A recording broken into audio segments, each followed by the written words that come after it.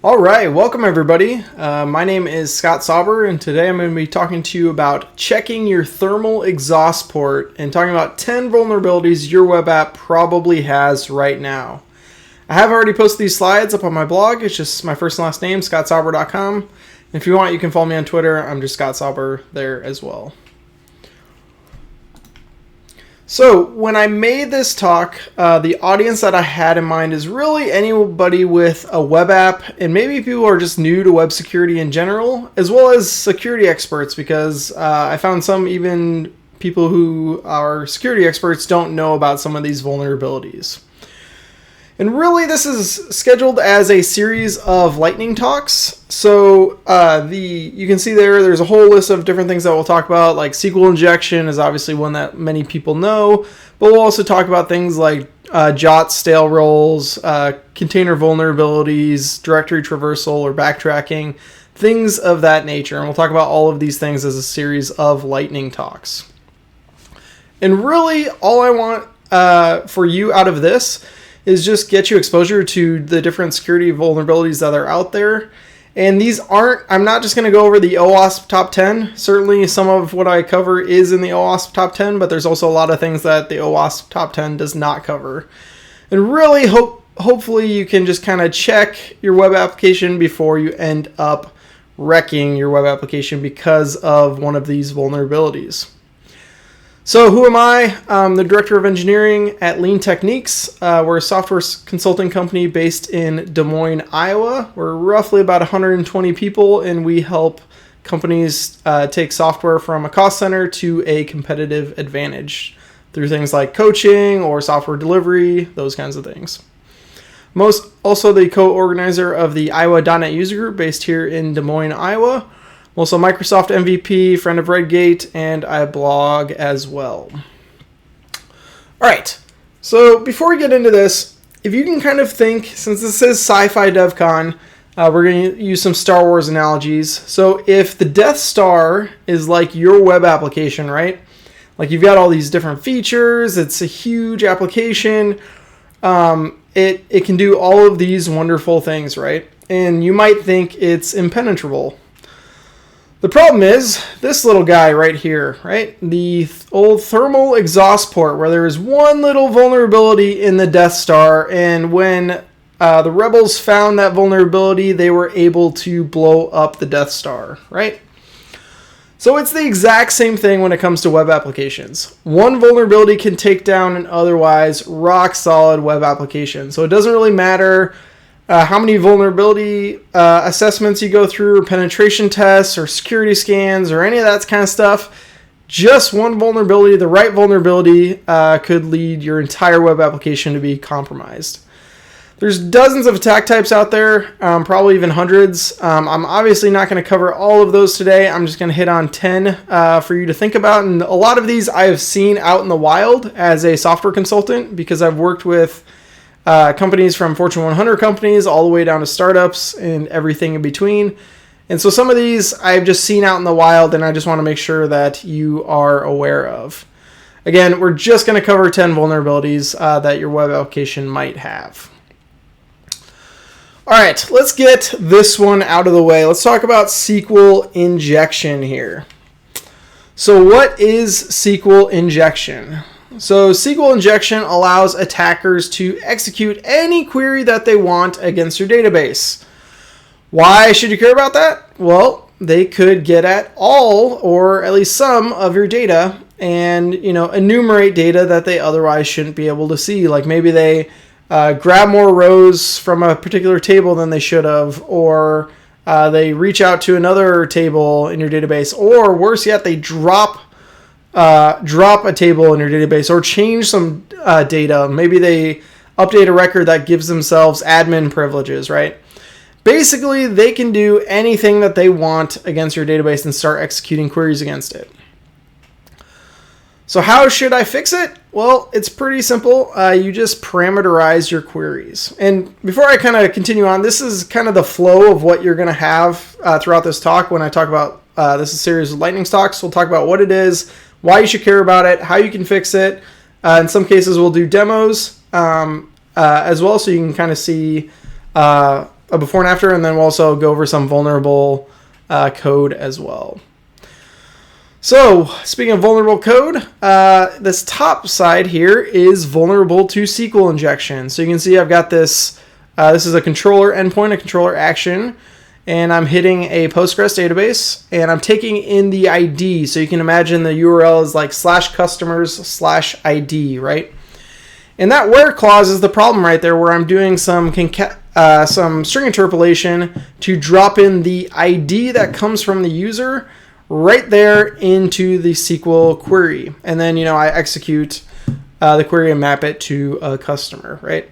So that's really the problem there, is that where ID equals and then backtick curly brace ID. That backtick curly brace ID is the problem, because I'm just passing it a string as an ID, right? So they can pass any string that they want. I'll show you an example of this here in a second.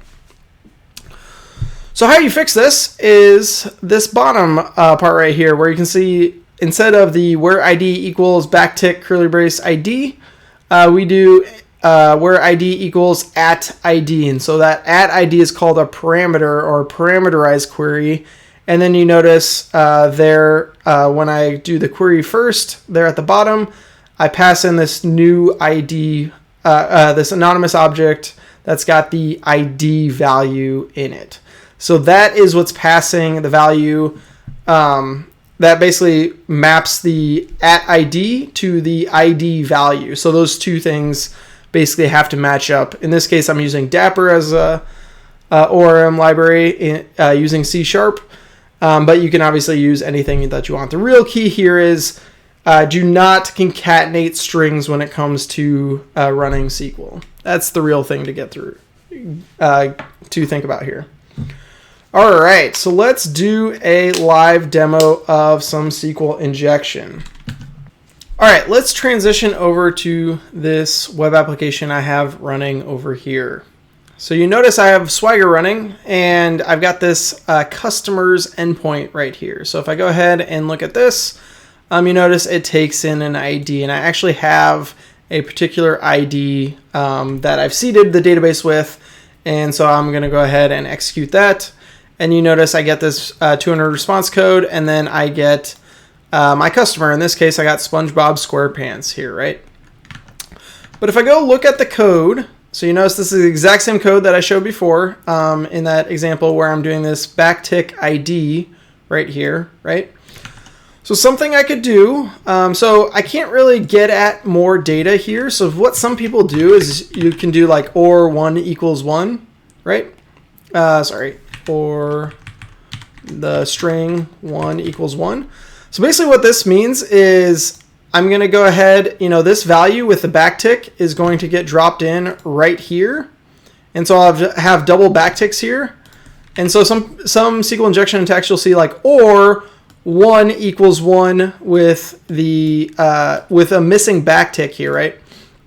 So if I go ahead and run that, you notice I don't actually get more data, even though that or statement should return me all the results in that row, right? And the reason is because I've got this first command here that says, hey, only give me the first one of these customers, right? So sometimes you get saved by stuff like that, but what you won't get saved by is if you do stuff like this.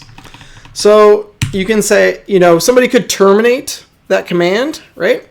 And then do something like this, saying drop table customers.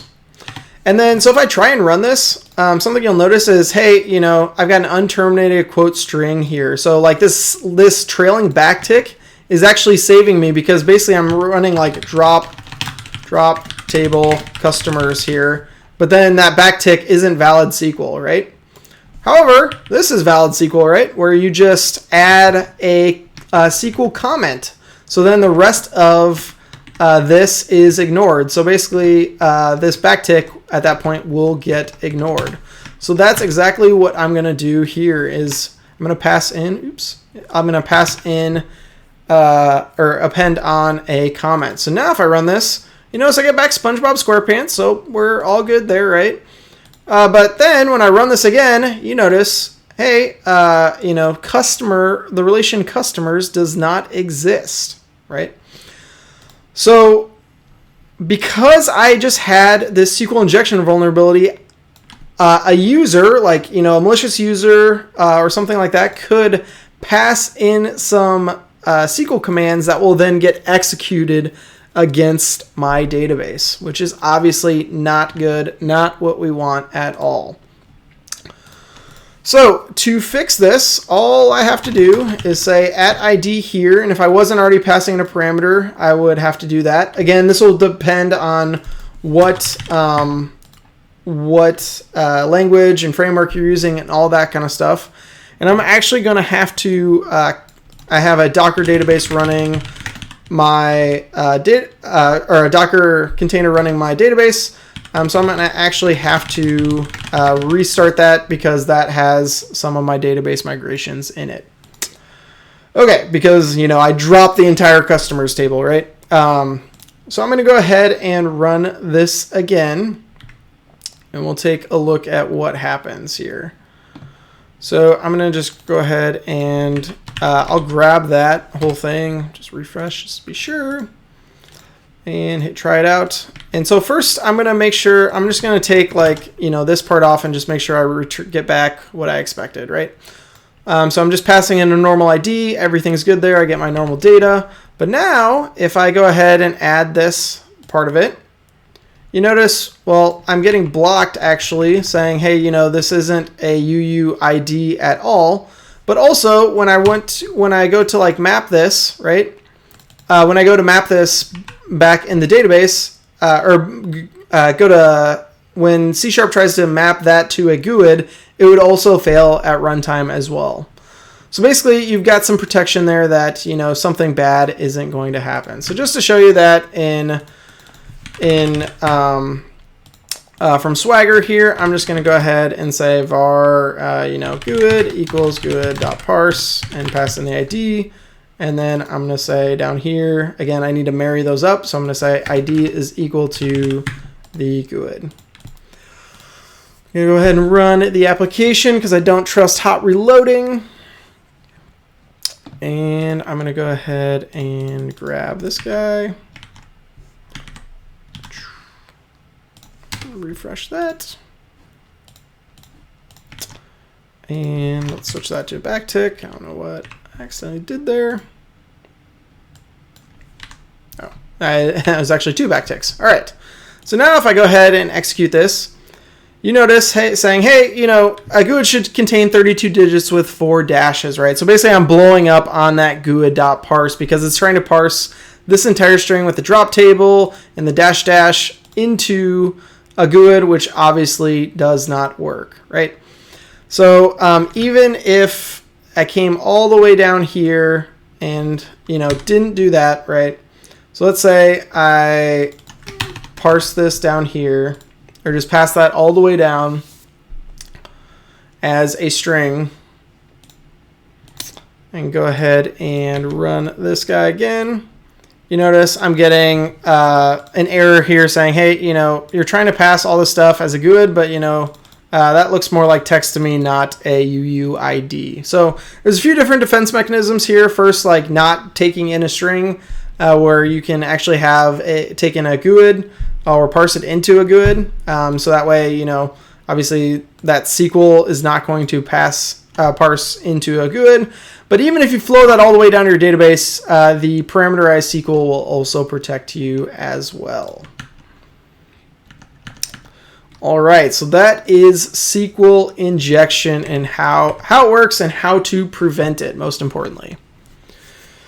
All right, next thing we're going to talk about is called directory traversal or backtracking. We're going to talk about a few different approaches to this. So what is directory traversal? Well, it allows attackers to access folders and files they shouldn't have access to. Why should you care about that? Well, it exposes data and potentially sensitive data. And we'll take a look at a demo right now.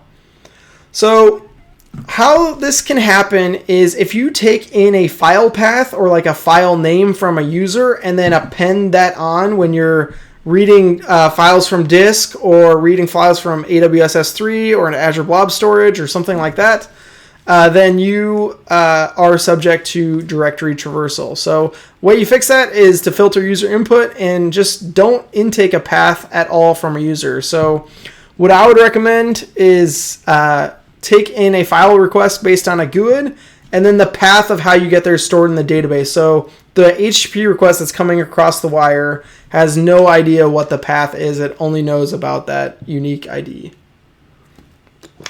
All right. So if we take a look here, here's some vulnerable code where we've got this get file endpoint that takes in a file name. And basically, I'm reading this from the file system. But again, you can imagine this is coming from an S3 bucket or Azure Blob Storage or something like that. And I'm saying, hey, take the documents folder and append on the file name. So it'll be like /document/file name, right? So it might be like test.pdf. So what's not vulnerable, and we'll take a look at this code here too, is if you take in a GUID again, and then you just go look up that file path by the ID. So if you have like a documents table that has a unique ID, a GUID, and then you store the file path in the database, they can't possibly peruse around your folder structure, right? Because in the above example, you could pass in whatever file name you want, and you could just basically brute force and guess like a.pdf, b.pdf, and basically brute force it. Or what you could do is kind of // your way back up directories, right? So if you pass in a file name of // something.pdf, you wouldn't actually look in the documents folder, you'd look up one folder higher than that, right? So this is part of the directory traversal where, because you can .. your way through, you can basically navigate the entire folder structure of the OS. And a lot of OSs have like common folders, right? Where, you might have like, the etc folder, a C drive or something like that, where attacker could kind of enumerate all of your directories. So instead, if you just look it up by a GUID and then store that file path in the database, that will work just fine as well. As an aside, don't ever, we'll get to that here in a little bit. We'll talk about when you're storing file paths, how that could look. All right, so let's look at a directory traversal demo. So same application, we're just gonna go ahead and declare tab bankruptcy here and open up a new tab and go to this documents controller. So this documents controller, again, exact same code you just saw. So I can read pass in a file name and then read the file name from this documents folder. So again, I'm on the documents folder and you see I've got somefile.txt. So if I come over to Swagger and pass in, somefile.txt, just to kind of show you this here real quick. You can see it's got the file contents. Here's the file you wanted, right? Or maybe I'll just change this to this is some files text contents, right? So if I change this, I'm just going to uppercase that. And I'm going to go ahead and hit execute. And you notice I got back, this is some files contents. And if I add some exclamation points and hit it again, you notice I've got the exclamation points here. But I can actually, because I'm passing in this file name here from the into the API, so this could come from a front end like web application calling out to the API or something like that. I can actually traverse my entire computer here. And so one thing is I've got this app settings JSON file here that's got my connection strings with some credentials, right? So obviously this is just localhost, because I'm just using a Docker database, but imagine this actually had real connection strings in it, because some people do use like where they transform a file and put in the connection strings there instead of using a secret store like Azure Key Vault or something like that, which, by the way, I would highly recommend using something like that. But let's say you weren't doing that. I could actually traverse back. So if I go look, so I'm in documents. So I'm going to go ahead and go back one. Yep, that puts me at appsettings.json. So I'm going to do .. /appsettings.json, and boom, there's my connection string with my sensitive data right there, right? And you can obviously extrapolate this out where I could just keep enumerating over different files and guessing what files exist where and see what it is that I could find, right?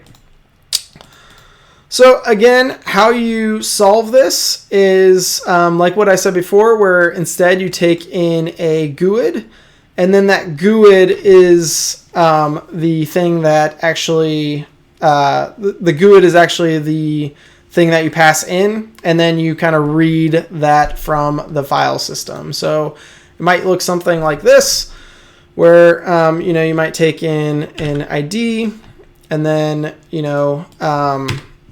you can say like, var file path is equal to, I've got this query that I'm executing down here, and I'm going to go ahead and parse that into an ID. And then I can just, do one of these guys where I just take in the file path. So I'm reading that in from the database, and I'm not actually taking it in from the user, right? And so that would be a way I could change the signature to not take in a file path. Now that's obviously a breaking change, but at the end of the day, this structure where you're taking in a file path is fundamentally broken. Like the only thing that you could really do to not have a breaking change is basically know what files could possibly come in, and kind of like, have an allow list of sorts where you say like, okay, I'm looking for some file.txt.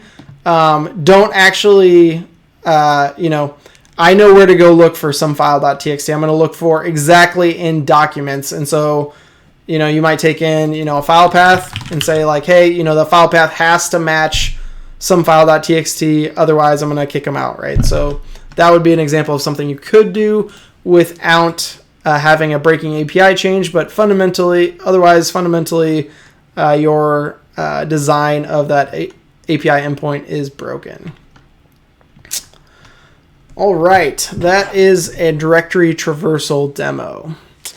So next we're going to talk about something very similar called directory overwriting.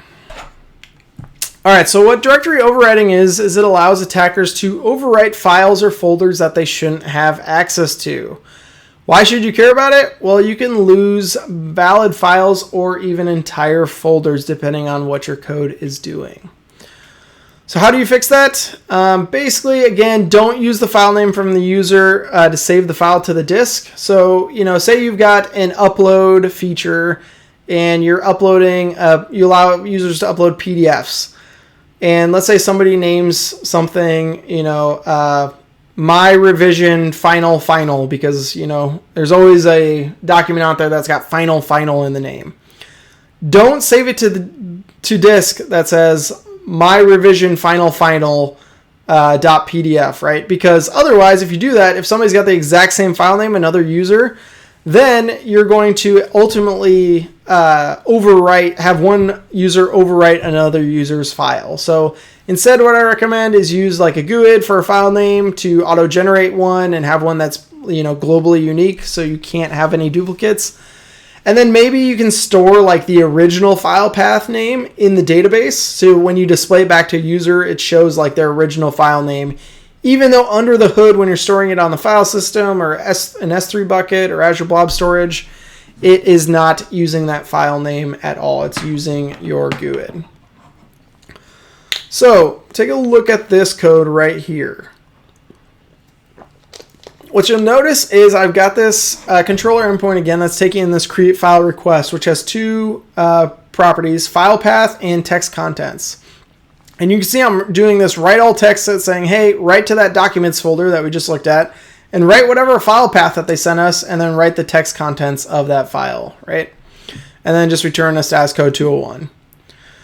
What you could do instead is really the vulnerable part there is taking in that file path, right? And so really what you want to do instead is auto-generate that file path name. Now you can still extract out, the file extension, so like the .pdf, .txt, whatever it is, and append that on here, or you could just, save it as a GUID and save a GUID and, not have any file extension. The only thing that gets a little goofy with that is if you need a certain content type, you kind of have to know what the original document it is. So you probably want to maybe generate a GUID and then append on the .pdf or .txt or whatever it is onto that. So that is showing some code that is not vulnerable to a file overwrite vulnerability or directory overwrite vulnerability. So let's take a look at this here again. I'm going to go ahead and actually I'm going to stop and restart this. So you can see here, I've got this create file. It's the exact same thing that we saw where we took in this request and went ahead and wrote that file to the documents folder. So let's go ahead and take a look at that here real quick. I'm going to go ahead and say try it out, and I'm going to say, hey, new file.txt, and the contents are new files contents, right? So I'm not overwriting any files. I'm going to create a whole brand new one. So I'm going to go ahead and execute that, and you notice I got back a 201.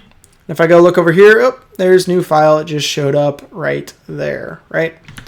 However, I could do this, and I've got this sum file over here. Right? That says this is some files text contents, and I could, as a user, just say, hey, I'm going to overwrite some file with, new files contents, and go ahead and execute that, and you notice some file now changed to new file contents.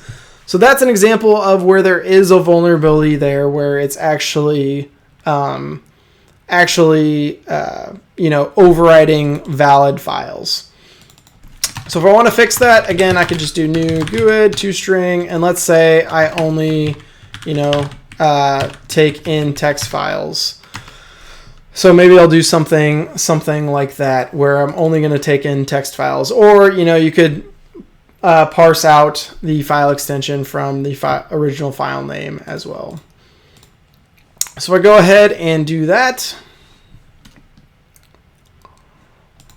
and if I take the same payload, and I'm actually just going to execute it again because it should be fine. So I still get back a 201, and now I've got this GUID that was automatically created. So you could take this GUID, this file path, and shove it into a database. So then when people hit this ID, you can go ahead and grab that file path from the database and read that file back out. So then that way, the user's not passing you any file information. You're controlling that all yourself. All right, so that was directory overwriting.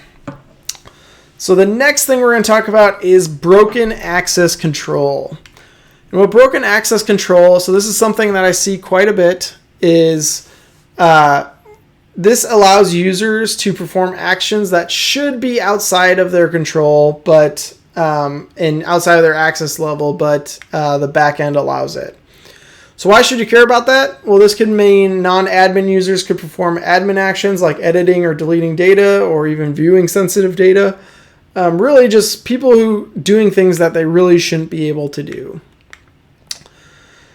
So I see this a lot with the rise of single page applications like React, Angular, even Blazor, Vue, all those, where they enforce the correct permissions on the UI side of things because somebody's reviewing it and saying, hey, this link shouldn't show up. We don't want this link to show up for non-admins, right?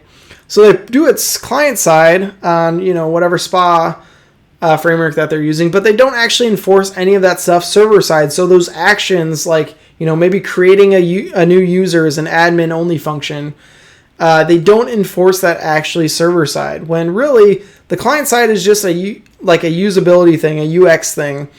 So they don't see things that aren't relevant to them. You really need to enforce that stuff server side because there's nothing stopping anybody from making that API call back to your server side. So you need to enforce that stuff on the server. So that is broken access control. All right, next one we're going to talk about is package vulnerabilities. So package vulnerabilities, essentially at the end of the day, is just outdated and or insecure packages. Some packages, the maintainers just kind of abandon them, and so they just remain insecure indefinitely. Or, maybe they're just completely out of support. So why should you care about that? Depending on how the package is used, this could be absolutely catastrophic for your application. It could, lead to an escalation of privilege or something like that, where a malicious person could do things that they shouldn't be able to do. Like the Log4j vulnerability comes to mind for those of you who remember that from around a year or so ago. So how do you Fixed package vulnerabilities. Basically, it's pretty simple. You just stay up to date on the latest versions, and then also use maintained or supported packages. So something I want to call out is this OpenSSF scorecard. So when you're evaluating an open source libraries, you can actually put them through this scorecard URL that I'm showing here, which will have them like scan. Basically, you can scan some of your libraries to make sure that they're doing what they should be doing, or you could manually go verify they're doing some of this stuff as well. So at the end of the day, it just assesses open source packages for security risks. That's all it does at the end of the day. So it gives you the scorecard. So there's 5 different categories. I'm going to just touch on these briefly, but you can click that link or go to that link and get more detail. Basically, it looks for any code vulnerabilities that it might have. So anything that it's doing that's a little bit goofy, like the log4j vulnerability, for instance. It also looks at maintenance, like how often are they updating dependencies? Do they have some recent commit history? Do they have a license? Those kinds of things. Do they have continuous testing? Like, do they have automated tests at all? Are they doing some static analysis of their code to try and, which basically static analysis tools read your code and try and figure out if there's a vulnerability there. So for instance, like the SQL injection vulnerability I showed, static analysis tools could find that and give you a warning. Or are they doing any fuzzing? There's also like a source risk assessment, so like the actual source code, like do they have branch protection? Do they do code reviews? That kind of thing. And then build risk assessment, like do they have signed releases, meaning like it's verified that this came from that actual build, open source build, and do they pin their dependencies to ensure repeatable builds and that there isn't a dependency that updates that then has a vulnerability, and it's kind of a cascading effect where it's like you're vulnerable because your dependencies are vulnerable. So that's the OpenSSF scorecard. It kind of gives you this assessment that you can put some of these libraries through. So I wanted to call that out because that's something I don't see a lot of companies doing quite yet, is using something like this. All right, that was vulnerable packages. So let's talk about using ints instead of GUIDs. And I know this is going to be a hot topic amongst some of you. So what do I mean when I say using ints instead of GUIDs? Well, a lot of times database rows have some sort of ID to uniquely identify that database row. And a lot of times people use auto-incrementing integers for that. So what's the problem with this? Well, auto-incrementing integers can actually leak how much data is in your system. Because, if you have a /customer/ID, where it's like /1/2/3, you can actually deduce how much, how many customers a new company has. So if you're a new company or a new customer, and you get assigned ID number 1,000, there's 999 other customers, right? And people have actually used this to predict financials for like the stock market. So before like the financial reporting quarter comes out, let's say you've got an e-commerce application where when you hit place order, it sends you to this URL that's like /confirmation/1 million, right? Well, if you place an order at the beginning of the month or beginning of the quarter and the end of the quarter, and it goes from 1 million to 1,010,000 at the end of the quarter, and normally a company does 100,000 orders in a quarter, that they just had a really bad quarter because they just did 10,000 orders in a quarter, not 100,000.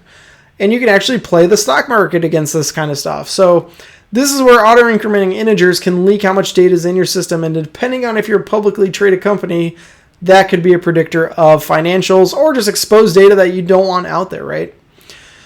Worse yet, if you have broken access control, where you're not enforcing some of these server-side rules, like let's say you hit your own company edit page and it's like /companies or /customers/1000, right? Because your customer number 1,000. If you did /customer/900, you should get an error saying, hey, you don't have access to this page, or what some companies do is they throw a 404 because they don't want to expose that was a valid ID, right? So sometimes you'll get a 404 as well. Well, if you have broken access control that's not actually enforcing that, somebody could hit /900 and boom, you get access to that company's data. So then they can easily enumerate your data and access everything, all the records in your database, which is obviously not good. So how do you fix it? Use random GUIDs instead of ints for primary keys.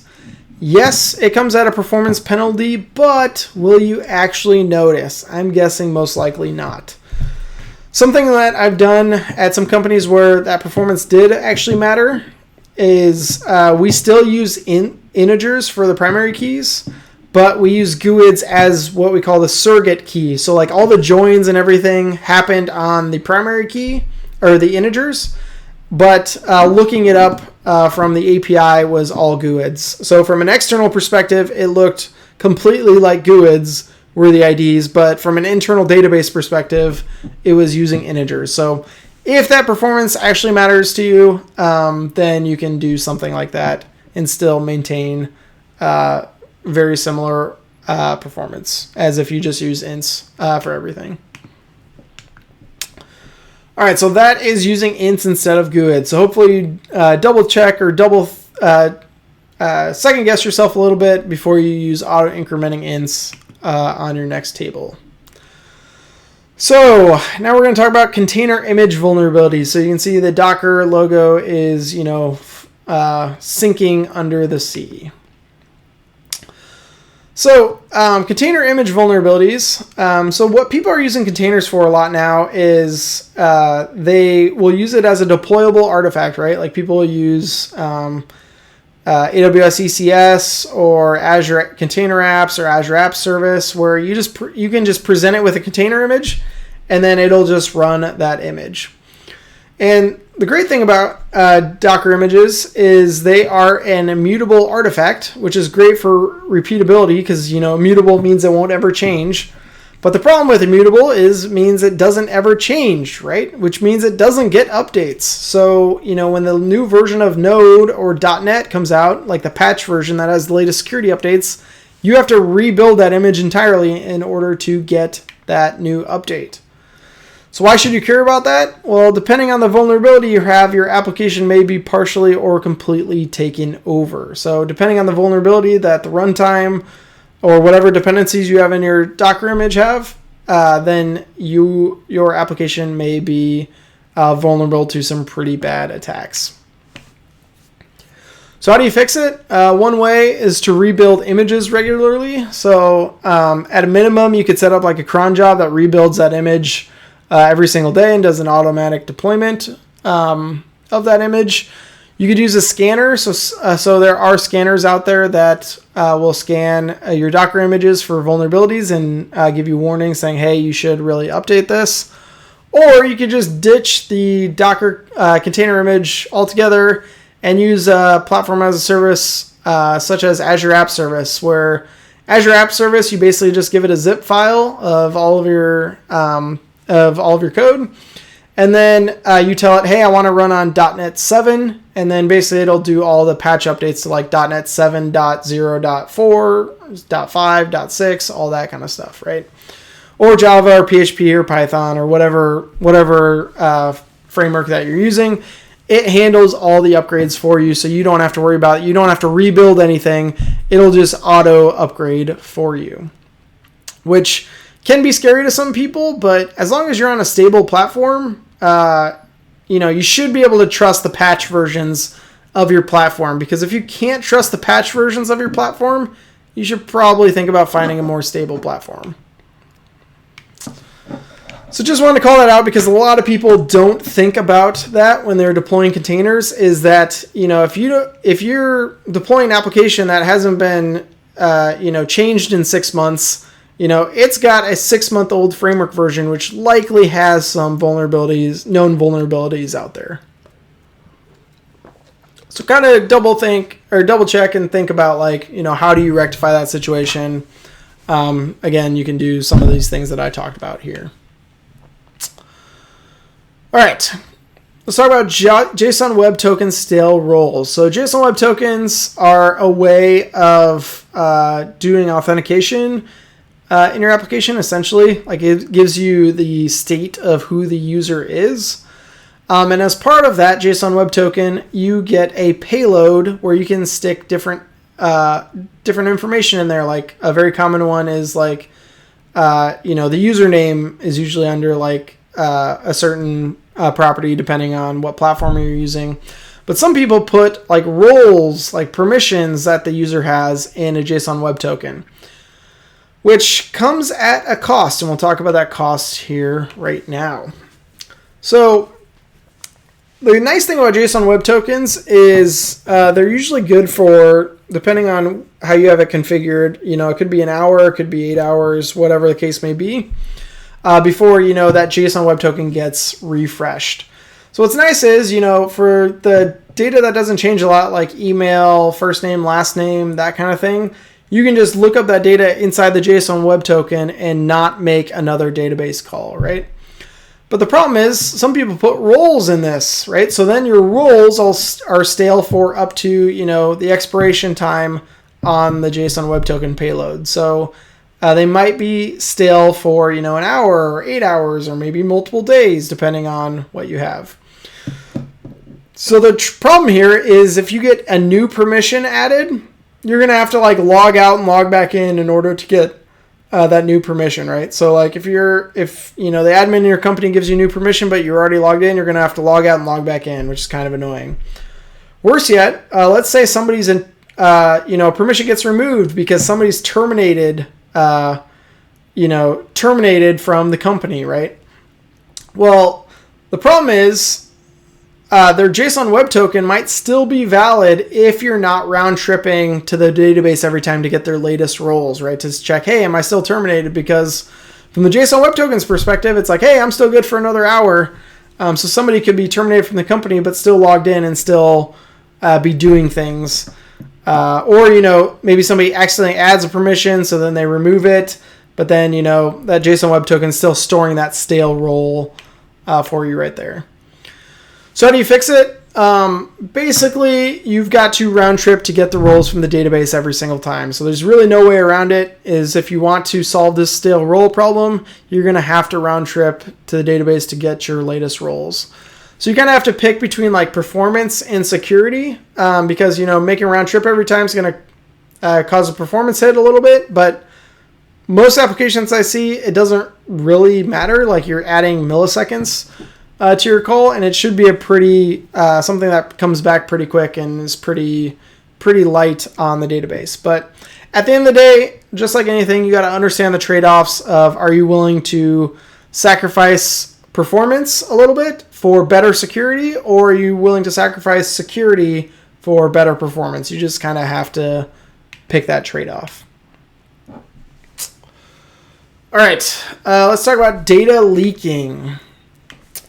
So basically, data leaking is pretty simple. It's basically just exposing too much data. So why should you care about that? Well, as it implies, you could be exposing too much sensitive data to the wrong people. So how do you fix that? Just slimming down the data to return back what you or your application or your customers need and nothing more.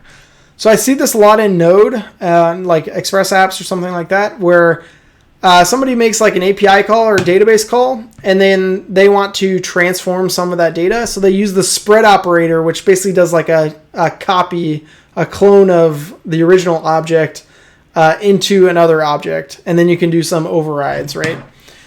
Well, when people use the spread operator incorrectly, or when they don't realize all the data that's coming back, they're going to send all that data over the wire if it's not overridden. So if you're using the spread operator in an Express API or something like that, just be aware, just think about it, think about what data is coming back, and make sure that you're not exposing too much data. Likewise, just in any language, just make sure that what you're returning back is what your customers or your application needs and nothing more. All right. Next one we're going to talk about is clickjacking. So let's talk about what I mean by that. So clickjacking is tricking a user to perform an action that they didn't actually intend to perform.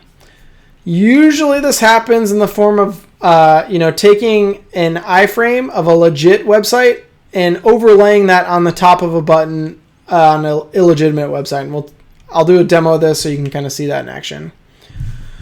Why should you care about this? Well, it could allow malicious users to trick privileged users to take actions that they shouldn't be taking, like, transferring a payment or something like that. And yes, if you have an internal app, you might think, oh, I'm safe from this one, but you are actually susceptible. We'll take a look at that here in a second. So how do you fix that? At the end of the day, you need to restrict who can iframe your web app. So there's two ways you can do it. You can use an xframe options header with the value of none or same origin, or you could use a content security policy and setting frame ancestors to none. So let's do a demo of a clickjacking attack.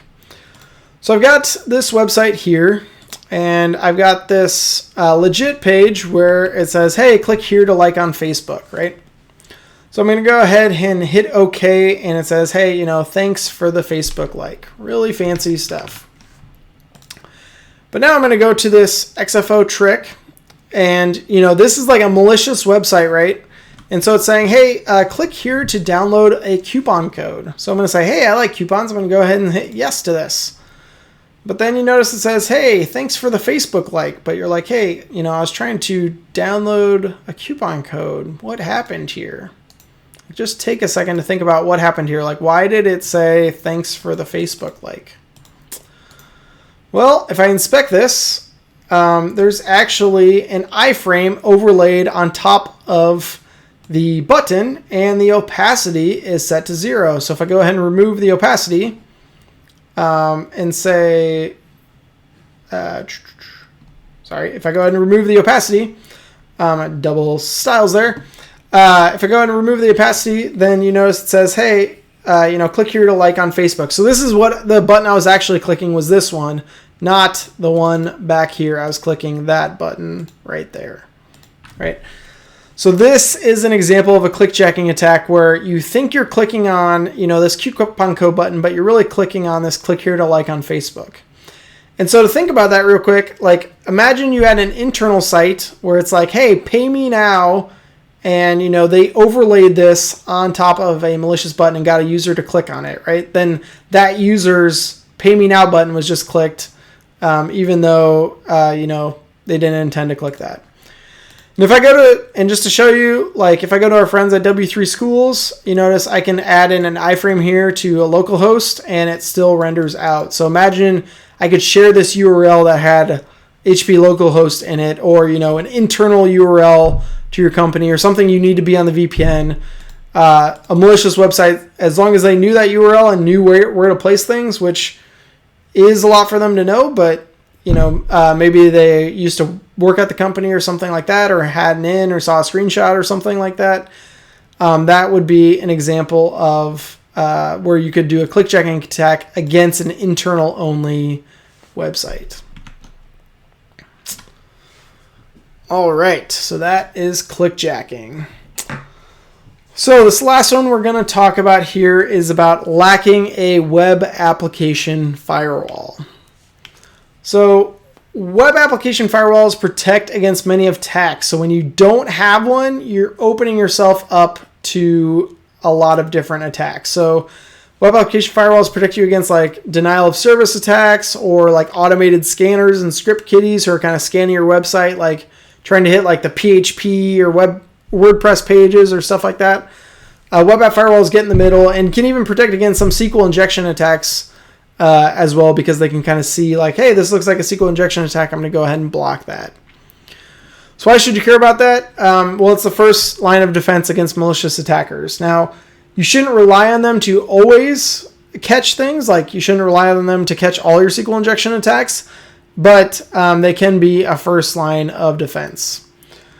So how do you fix that? Basically, you just purchase some sort of web app firewall like Cloudflare, Imperva, Azure WAF, AWS WAF, something like that. Just purchase a WAF and put it in front of your web server. So all of those can sit as the, so if I go back to this image right here, the web app firewall sits in front of your web app, where your web app is that destination server there on the right. So all the traffic flows through your web app firewall before it heads to your actual application. All right, so the WAF was the last one I wanted to cover. So with that, hopefully what you got out of this talk is just awareness to a bunch of different security vulnerabilities that are out there that your web apps might have. And, it's not just, these are not just OWASP top 10 things. These are things that I've actually seen out in the wild and things that are really easy to overlook if you don't kind of think about it from an attacker's perspective. Like the directory traversal one, where you can kind of navigate around different parts of your file system. A lot of these are ones that you don't really think of. So hopefully these tips help you secure your applications. If you have any questions, my email's right there. It's just ssauber@leantechniques.com, or you can hit me up on Twitter, or you can grab these slides from my blog. Again, just scottsauber.com. So with that, thanks everybody, and have a great rest of your SciFiDevCon.